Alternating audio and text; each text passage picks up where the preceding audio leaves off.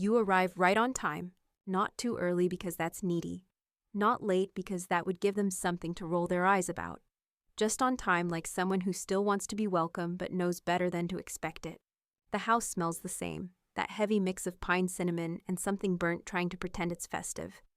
There's Christmas music playing old stuff, the kind your mom still swears by. Even though the record player hasn't worked in years. You wipe your boots at the door. No one greets you. They're all already gathered in the living room halfway through their second round of eggnog, laughing at a joke you weren't there to hear. Your sister glances up, offers a nod, not a hug, not even a hey. You smile anyway. Because that's what you've been trained to do. Your spot on the couch is taken, of course. Not by someone, but by a pile of gifts. Wrapped, labeled, and stacked like a shrine to everyone else in the room. So you find a folding chair in the corner. It squeaks when you sit down. Look who made it, Uncle Dan mutters loud enough to be heard soft enough to pretend he didn't mean it. You laugh, just once, like a punctuation mark. Your mom hands you a mug lukewarm cider. No marshmallows, no cinnamon stick. Just enough to say she tried. You sip it, nod. Outside the snow falls in that slow, dreamy way that always makes things look more peaceful than they are. Inside, your niece opens a gift from your sister, a glittery, expensive doll. Everyone coos like it's a miracle. No one asks if you want to go next. They've moved on without you like they've been practicing. You lean back in your chair, let your eyes drift over the room, the fireplace, the blinking tree, lights the stack of presents. You used to love this. Before you became background noise. Before you stopped trying to earn a seat, they never planned to save. They laugh louder when your cousin tells a story about how he almost got evicted this year. You smile again. Because that's the thing about being underestimated. It makes the quiet parts easier to plan. The gifts start moving around the room like clockwork. Your brother stands to play Santa again. He always does. Always has. As if distributing presents gives him a pass on never actually buying them. He lifts one from under the tree with an exaggerated groan and shouts, "This one's for Lisa." Your cousin Lisa claps. There's laughter. She tears it open dramatically, bath oils, and a candle. Everyone reacts like it's the most thoughtful thing anyone's ever received. Another gift. To Greg, he announces. Greg's your sister's new boyfriend. You've met him twice. He gets a set of leather gloves and a monogrammed scarf.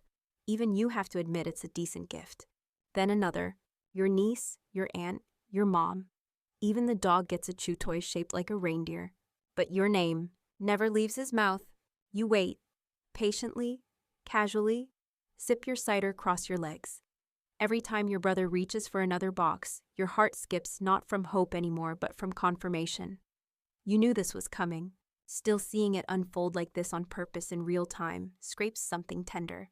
Your mom's eyes skim over you, not out of malice, just detachment. Like she's checking for a lamp in the corner. Like you've been downgraded from person to furniture. The gifts dwindle. The floor gets covered in shredded paper and thanks and awkward hugs. Everyone's holding something shiny. Except you. You, the one who co-signed your sister's loan. The one who fixed Aunt Marie's car after her transmission died. The one who gave Uncle Dan a 3-month rent extension and waived late fees when he lost work. You sit with empty hands and an even emptier chair. For a moment you consider standing up, making a joke, lightening the mood. But you don't. You stay seated and let it sting. Because this is the kind of silence you remember. The kind that shaped you. The kind that taught you not all wounds bleed. Eventually your brother leans back satisfied. That's the last one, he announces. Everyone cheers, except you. Because something deeper than disappointment has set in now. Something colder and older, and underneath that something else. You glance around the room one more time. The rug, the walls, the light fixture they never fixed. The kitchen sink you personally replaced last summer. The mortgage statements you've been receiving for over a year quietly, officially. Because what no one in this room knows as they sit laughing under twinkling lights is that every single one of them is doing so inside a home you now own. You are their landlord. You have been since last October. And now their absence of generosity has finally met your abundance of leverage. You swirl the last of your cider, smirk into the mug, let them enjoy dessert. They won't taste what's coming. You keep smiling, not because you're happy, but because the moment has finally clarified. All year you've wondered if you were imagining things. if maybe they weren't leaving you out on purpose, if maybe the clipped texts and unanswered calls weren't as cold as they felt. But now it's undeniable. They celebrated around you, not with you. Like you were just the person who happened to unlock the front door. Like the chair in the corner wasn't occupied by a real person, just someone who exists to nod and laugh and conveniently vanish when the photos are taken. And somehow the worst part isn't the missing gift. It's the certainty on their faces. The easy assumption that you'd take it, that you'd say nothing, that you'd keep showing up no matter how small they made you feel. You shift in your seat and glance at the tree. Underneath it, there's one last package thin, wrapped in cheap paper with tape lifting at the edges. Your name is on it. You almost sigh with relief until your cousin picks it up and chuckles. "Oh wait, this isn't for you," she says. She holds it up. It's from you to the dog. The room bursts into laughter. You blink, just once. Your name, on a tag, not as recipient but as punchline. Even the dog looks confused. And that's the switch. You feel it click behind your ribs, a shift in temperature, a flicker of something long buried finally rising. Not rage, not even sadness, just resolution. You smile again, stand up slowly, let the chair creak behind you as you stretch. Actually, you say quietly, "I did bring a gift." They all look up momentarily puzzled. A few nervous laughs. Your brother grins. "Oh well, let's see it." You take your time, pull a folded envelope from your coat pocket. It's thick, official looking. You hold it up between two fingers. Your aunt squints. "Is that?" You nod. "A deed." Now they're really staring. "To this house," your sister asks. You nod again. "And yours? And Dan's duplex? And Grandma's place?" "I bought the block last fall." Silence. Not the stunned soft kind. The hard kind. The kind that lands like a thud in the middle of a sugar-coated evening. Your mom's mug stops midair. Your cousin's smile flattens. You take a step forward. "I let you all stay. Kept the rates low. Didn't raise rents. Fixed things myself, quietly." You pause. But today made something pretty clear. You don't shout. You don't gloat. You just say it.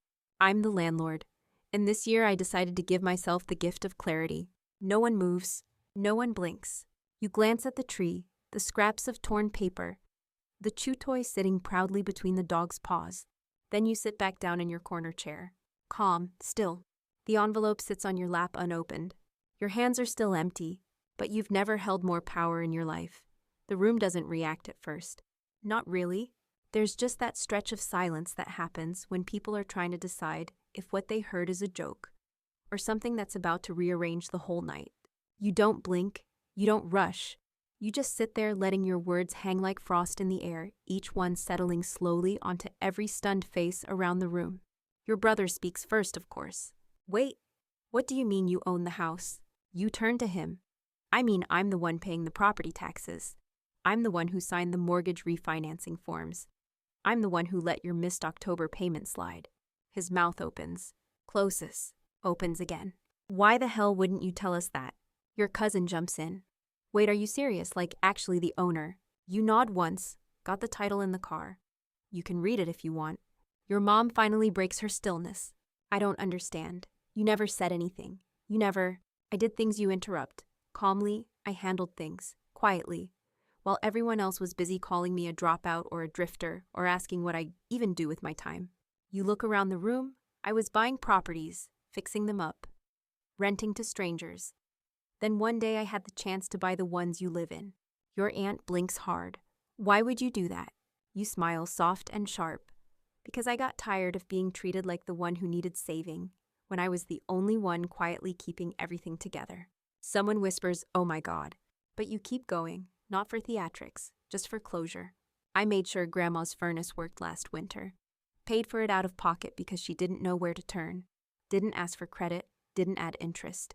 You point to your sister. "I covered your property taxes the year you said you were short because of the wedding. You never paid me back."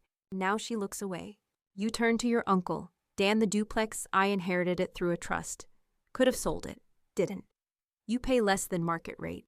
He opens his mouth to argue but doesn't. Because it's true. You stand not to leave but to shift the energy. You walk to the edge of the room. Not pacing, just letting your presence be undeniable for once. This house you're sitting in. Yours, Mom. You sold it to a shell company during the refinance. You signed the papers in a hurry. said you needed to clear your name from that old debt. Your mother's face goes pale. I was the shell company. You let that sink in. No yelling, no explosions. Just fact, just truth. I never planned to say anything you say, but tonight made it clear I don't have a seat at this table unless I make one. They're too quiet now. It's not discomfort anymore. It's reckoning. And you've never felt lighter. Your mom sets her mug down with a soft clink that somehow echoes louder than it should. She doesn't say anything. She just stares, like she's trying to stitch a new image of you into the one she's clung to. All these years, something she never really saw, never bothered to ask about, never thought could evolve without her knowing. Your sister speaks next, voice brittle. Why wouldn't you just tell us? You look at her. You mean like the way you told me I wasn't ambitious enough to own property. She opens her mouth to respond, but your stare stills her. You continue, voice steady. I didn't tell anyone because it wasn't about proving anything. I just did the work quietly because I was tired of trying to convince people who already decided who I was. Silence again, but not the stunned kind anymore. The guilty kind. You walk slowly back toward the couch, glance at the twinkling lights wrapped around the tree, the ones you helped untangle last year. No one remembers that, of course. Your cousin finally chimes in, trying to play peacemaker. Okay, but what does this mean? Are you going to kick everyone out now or something? You shake your head. No, that's not the point. They all wait for the next part, the twist, the punchline, the revenge move. But it doesn't come, because you're not here to burn bridges. You're here to stop pretending you live underneath them. You speak calmly, letting each word land like a soft snowfall. I've already given all of you so much time, money, forgiveness, space. And I'm not taking anything away tonight. I just wanted you to see it. See me. Not the person you framed in your group chats. Not the quiet one, or the drifter, or the person you forget in the gift exchange. You pause, the one who owns the ground you're sitting on. Someone laughs nervously. You don't even turn toward them. Let them squirm. Let them absorb the weight of being seen by someone they refused to look at for years. Your mom finally finds her voice. I didn't mean to. You cut her off gently. You didn't mean to forget me, I know. That makes her flinch more than if you'd shouted. Your sister crosses her arms. So what, this is just a power play. You get to feel big, and we're all supposed to applaud. You tilt your head. No. This is me setting the record straight. You don't have to clap. You just have to stop pretending you built this table by yourselves. You scan their faces.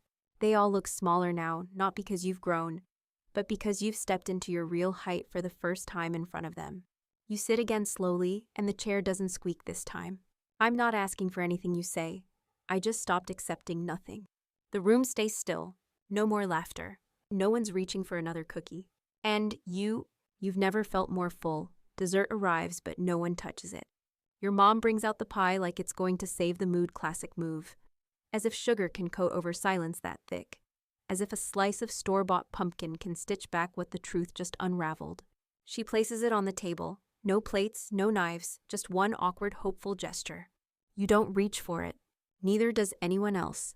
Your cousin clears his throat. So, are there lease changes coming or something? You look at him, then glance around the room. Funny thing you say. You only hear a person when you think they're taking something away. He chuckles, but it dies in his throat. You lean back. No, I'm not evicting anyone. I'm not raising rents tomorrow. But I want something to be clear. I'm not invisible anymore. Not in your stories. Not at this table. Not in this family. Your aunt starts to cry, softly. It's not performative, but it's not fully for you either. More like the sound of a mirror cracking. You don't reach for her hand. Let her sit in it. Your sister finally says, I thought you didn't want to be part of all this. You raise an eyebrow. You mean the part where I do the work, pay the bills, and still sit here giftless, while the dog unwraps a chew toy in my name. Your brother winces. You don't gloat, you just let it land. Because this isn't revenge. This is clarity. This is what it feels like to stop editing yourself for people who never even read the whole page. Max, the youngest cousin, whispers, I had no idea. You smile softly. You weren't supposed to. That's how I wanted it until tonight. Because tonight you realized they weren't going to see you until you handed them a deed with their address on it. You stand slowly again. Walk to the dining room window and look outside. The snow has started to fall again, gentle, soundless blanketing everything in a false stillness. Just like this house. Just like them. For years you gave without fanfare. You covered costs. You forgave late payments. You fixed the broken heater, the clogged gutters, the drafty windows, without ever being asked, without ever being thanked. And still you got skipped, forgotten, framed as the one who never quite measured up. You stare out at the lawn and remember digging that trench last fall to stop the basement from flooding. Your hands were raw for days. You told no one. They thought the plumber fixed it. You've never corrected them. Until now. Your mom's voice is behind you again, soft. I didn't know you were doing all that. You nod, not turning around. That's the point. A beat. Thank you, she adds, like the words hurt her tongue. You let the silence breathe before you answer. You're welcome. And in your chest, something hard finally starts to loosen. Not because they get it, but because they can't unhear it. You sit back down, but this time, you don't shrink into the chair. There's no more wrapping paper chaos to hide and no artificial buzz from holiday music to drown out what's just been said. It's quiet now. Really quiet. Even the dog seems to know something's shifted. He rests his head on your foot like he's picking sides. Your cousin Greg, who's only been to maybe 2 family events, total pipes up nervously. So, you're like everyone's landlord. You don't even look at him. Yes. He nods, then falls silent again. No one really wants to hear your voice right now, but they can't stop listening either. Your brother leans forward like he's solving a puzzle he built wrong. When did this happen? You look at him slow and level. A little over a year ago. I bought Grandma's place first. Quiet deal through a trust. Then yours when the taxes got too steep. Dan's duplex came after that foreclosure auction's simple paperwork. The rest followed. You can see him trying to do the math in his head. You let him. I asked for help once you continue back when I lost that job in my 20s. Nobody came through, so I figured out how to make money on my own, slowly, quietly. Your sister cuts in, her voice sharp with something between guilt and disbelief. So all this was what, some secret revenge plan? You shake your head. No. This was survival. This was watching you all toast each other while I poured everything I had into being someone you didn't even notice. Your aunt opens her mouth to say something. You don't give her the chance. I could have raised everyone's rent the minute I took over, you say. I didn't. I could have sent warning letters. I didn't. I could have kicked people out for missed payments. I paid them instead. You look directly at her. That leak you called a miracle fix last February. That was me under your sink at 2 a.m. Her eyes go glassy. You fixed that. I did. And you thanked a plumber who never came. You pause. Let that land. Let it all land. It's not about ego. It's about truth. And this family has been allergic to yours for too long. Your mom tries again, voice barely above a whisper. I didn't mean to leave you out tonight. You nod slowly. You just didn't think I mattered enough to include. That silence again. This time it shivers. Sweet Max finally speaks. I always liked you. I just didn't know how much you were doing. You nod. That's fair. You were a kid. But the adults in this room, they knew better. Or should have. The wind brushes softly against the window pane. The sound of winter faint and distant. I'm not here to punish anyone, you add. But I won't sit in this room and pretend anymore. Not at Christmas. Not anywhere. You stand again slowly. This time for good. I'm going home, and when I say home, I mean the one I bought. The one with a roof I paid for. A foundation I poured myself. You walk toward the door, coat already on your arm. Behind you, someone starts to say your name but stops. They've used it wrong for years. They can take the time to relearn it now. You open the front door and feel the cold air hit your face like clarity. Not punishing, not biting, just real. Honest. The kind of cold that doesn't pretend to be warm, doesn't try to disguise itself with cinnamon candles and hollow laughter. You step onto the porch and breathe it in. Behind you, the house stays quiet. No one follows. Good, because this moment isn't for them. You take your time walking down the front steps, boots crunching softly in the snow. The sky is a pale, sleepy gray. The kind of sky that doesn't demand anything from you. That just lets you be. You reach your car, unlock the door, and sit inside for a moment without starting the engine. Just sitting, holding the stillness like it's something sacred. You check your phone, 2 unread messages. One from Max, you didn't deserve that, I see you. One from your mom, please don't let this be the last holiday. You stare at both for a long time. Then you put the phone face down. Not everything needs a response. Some things are better left unanswered. Left to linger in the air like the echo of a door that finally closed. You drive home slowly, letting the silence stretch between each streetlight. Your neighborhood looks beautiful under snow. Clean, soft edges on familiar shapes. When you pull into your driveway, you don't feel triumphant. You feel whole. You walk inside your home lights, already twinkling in the window. The radiator hums gently. There's a small wrapped gift waiting for you on the kitchen counter, one you bought yourself days ago, and labeled as a joke to the one who gets it done. You laugh quietly when you see it, and this time it's not bitter. You open it slowly, new headphones, a silly indulgence, but still. A reminder that you deserve to receive too. You sit on the couch, legs curled under a blanket, and sip something hot. The house is warm in the way only a home you paid for ever feels. You remember the way they looked at you when you told them. Like you'd suddenly changed. But you didn't. They just finally saw you. And now you're not invisible anymore.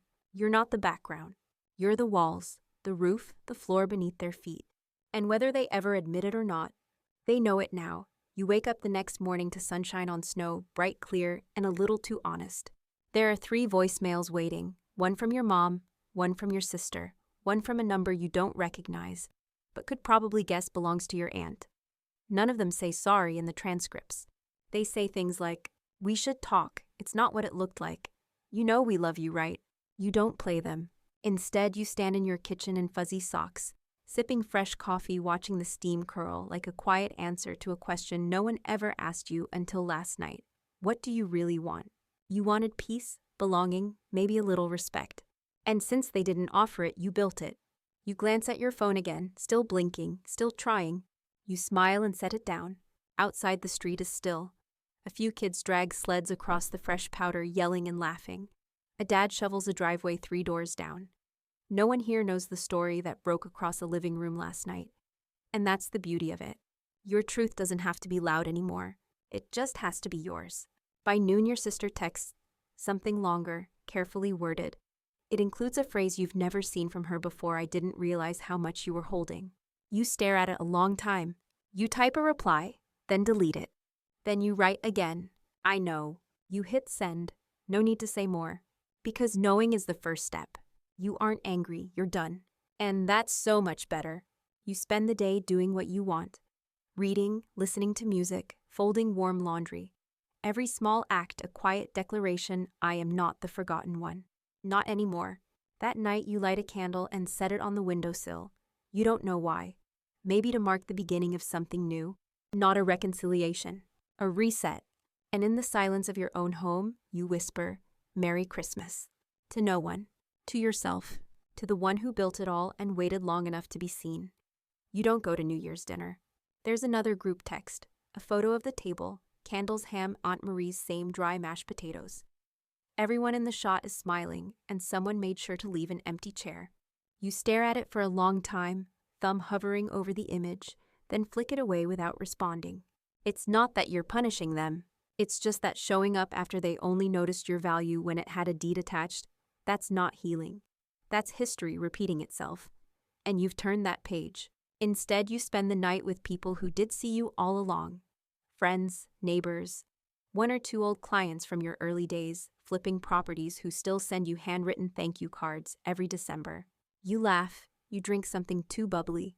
Someone burns a tray of garlic bread and no one cares.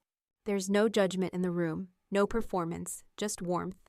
At midnight, you stand outside breath fogging in the cold air and watch fireworks explode over rooftops you helped insulate. It feels symbolic, like maybe the new year isn't asking for reinvention, just reclamation. You remember last Christmas, sitting in that corner chair, empty hands, fake smiles. That long moment between the last gift being handed out and your realization. This year, you gave yourself the gift of truth, of space, of finally refusing to shrink. You check your phone one last time before bed, just one message from your mom now. "Whenever you're ready to come home, we'd like to talk." You read it once. Then gently you set the phone down beside your bed, lights off, and climb under the covers. Because you are home, the kind you built with no help, the kind you never have to ask to belong in. You don't go back to the house, not for a while, but the house comes to you, in texts, in quiet calls, in photos of mail that someone accidentally opened and meant to give you. The outreach starts slow and awkward, like toddlers testing steps. No one quite says what they mean. No one quite knows how to admit they've built a holiday tradition on a ghost version of you. Your mother leaves you a voicemail again. This time, it's shorter. I miss you. That's it. No guilt, no spin, just those 3 words. You don't delete it. You don't respond either. Instead, you focus on the work. Helix Origin, your real estate app, is quietly gaining traction. A client you helped last year refers you to someone else. Then someone else. Word spreads fast when you're the one who never overpromised and always overdelivered. You fill your days with structure and choice. You paint your kitchen. You replace the tiles in your bathroom just because you can. You take yourself to dinner. You sit at the head of your own table, and the food tastes better than any awkward Christmas roast ever did. Then one night in late January, you get a letter, not an email, not a text, a real letter, handwritten, addressed in a careful script you recognize immediately your grandmother's. It starts with your name and nothing else. No dear, no hello, just your name. And then, I don't know how to talk to you, so I'll just start with this. I see now what we all missed. You sit on the edge of your bed and read it twice, 3 times. She goes on, talks about memories, good ones. Even of you helping her carry groceries, of you fixing her porch light in the dead of winter, of you brushing snow off her windshield when everyone else had gone inside. She says, you weren't invisible. We were just too noisy to notice what was steady and quiet. You close the letter gently and press it to your chest. That's the first moment you cry, not out of hurt, out of recognition, because someone finally said it. You write back, brief, honest. I'm not angry, just tired. But your letter meant more than you think. You mail it the next morning, no signature, just your name again, full and clear. It's enough. And from that moment on, something shifts. Not loudly, not immediately, but steadily, like a season changing one warm breeze at a time. February passes in peace. No one knocks, no one begs. But the silence feels less like avoidance now and more like space being offered finally. The kind of space you were never granted growing up. The kind that means we'll wait. It's your turn to speak when you're ready. You spend your days building what no one ever thought you could. You onboard a new tenant who actually reads the lease. She thanks you for being thorough. You smile and think, if only my family knew how many people I've helped find shelter while they left me standing in the cold. You visit Grandma once, quietly. No big reunion. Just a cup of lukewarm tea at her table while the heater hums and the silence between you feels more healing than any apology could have been. She doesn't mention the letter. You don't bring it up either. Instead, she tells you about the time she almost lost the house in the 80s. You listen carefully, realizing it's the first time she's told you a story not as a lesson, but as trust. When you leave, she squeezes your hand. I know now, she says, voice like cracking twigs. You nod. That's all I ever needed. Later that week, your sister texts you a photo, a vintage wooden desk. Thought it looked like something you'd like. Want it. You stare at it for a minute. It does look like you. Or at least the version of you they're just beginning to meet. You reply sure, drop it off whenever. She does a few days later. No long conversation, no dramatic. I'm sorry. Just a quiet delivery, a cup of coffee, and a pause by the front door. I didn't know, she says. You nod. I did. That's all it takes. She leaves, but not before glancing around your place, noticing finally the details. The framed blueprint on the wall, the neat stacks of property files, the clean silent systems that support a life she never bothered to ask about. You don't hold it over her. You just let her see. By spring, more letters come. Not all handwritten. Some are clumsy texts, others awkward voicemails. But the tone has changed. They're no longer trying to justify or dismiss. They're trying to understand. You decide to let them try, but you don't rush. Because forgiveness isn't an RSVP. It's a boundary with breathing room. And for the first time in your life, you have both. March arrives, and with it a soft invitation. Not a command, not a guilt trip. Just a plain envelope in your mailbox, no glitter, no scripted font. Inside, an invite to Easter lunch, hosted at Grandma's. Everyone's name is listed, including yours, this time in bold ink, like someone wanted to be very sure. You stare at it for a while. It doesn't feel like a trap. It feels like a question. And for the first time in a long while, you think, maybe the answer doesn't have to cost me. You go, not for them, for you. Because power isn't always in the reveal. Sometimes it's in walking back into the room on your own terms. The house smells the same, but the air is different. Lighter, like the walls themselves are trying to apologize. Your brother opens the door, doesn't joke this time, just says, "Hey." You nod. "Hey." Your mom gives you a hug, real one. Quick, nervous, like she's not sure how long to hold on, but she does. Your place at the table is already set. You sit, and for once, no one tries to talk over you. They ask about your work and actually listen when you explain. Your cousin brings up a leak in his apartment and asks if you might know someone good. You write a name on a napkin and say, "Tell him I sent you." You don't need to say I own your building. He already knows. Dessert comes around and this time someone hands you a slice first. Your aunt of all people. Lemon tart. Still too sweet, still falling apart on the plate. But this time, it's offered with eye contact. You eat it, not because it's good, but because you chose to be here. And then Grandma raises her glass. To new traditions, she says. Eyes flick to you. But you just raise your glass sip and let it end there. No speech. No bow. Just this. You stayed quiet until the silence no longer protected you. Then you spoke. And now they hear you. Spring stretches on and your boundaries grow with it. You don't return to every family dinner. You don't respond to every call. You're not punishing anyone, you're pacing yourself. Healing has its own calendar, and yours doesn't include rushing back to old habits, just because people finally remembered your name. But when you do show up, you're different. Not louder, not colder, just settled. You bring dessert one evening store, bought simple because you were busy.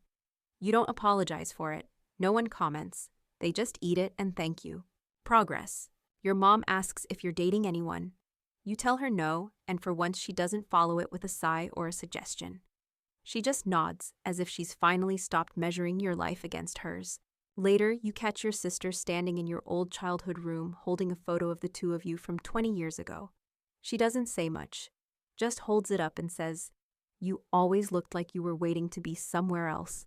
You smile. "I was." She places the photo back on the dresser. "I'm glad you found it." "So are you." Because your life now fits. It holds your shape, your choices, your quiet, steady wins. Even the family properties feel different, less like weights, more like proof. You don't need them to thank you. The work speaks, the roofs don't leak, the rent gets paid, the lights stay on. You're not just the one who owns the deeds. You're the one who held the foundation together when no one noticed the cracks. They see that now, but more importantly, you do. And one afternoon after a long walk and a long silence, your grandmother presses a small package into your hand. Wrapped in brown paper tied with string. Inside a key. Her old house. Your house, technically. But now, fully. "I want you to keep it," she says. You nod, not out of surprise. Out of respect. Because even when they saw you last, she saw you first. And now, finally, the key fits the lock without force. You sit on the porch of your grandmother's house as dusk settles, the last streaks of gold disappearing behind the roofs, you quietly held in place for everyone else. The key she gave you rests in your palm, cool, simple, weightless now. Not because it's small, but because you're not carrying everyone else with it anymore. The house creaks gently behind you, familiar and slow. You know every inch of it now, the uneven floorboard near the kitchen, the way the hallway light flickers once before staying on. This place isn't just brick and drywall. It's history. Yours. You sip tea and listen to the neighborhood exhale. No obligations, no performance. Just the comfort of knowing you built something no one can take from you. They didn't believe in you, but you did. And that belief carried you through forgotten holidays, sideways comments, missed invites. It helped you sign those first deeds. It helped you keep going even when no one clapped. And now you don't need applause.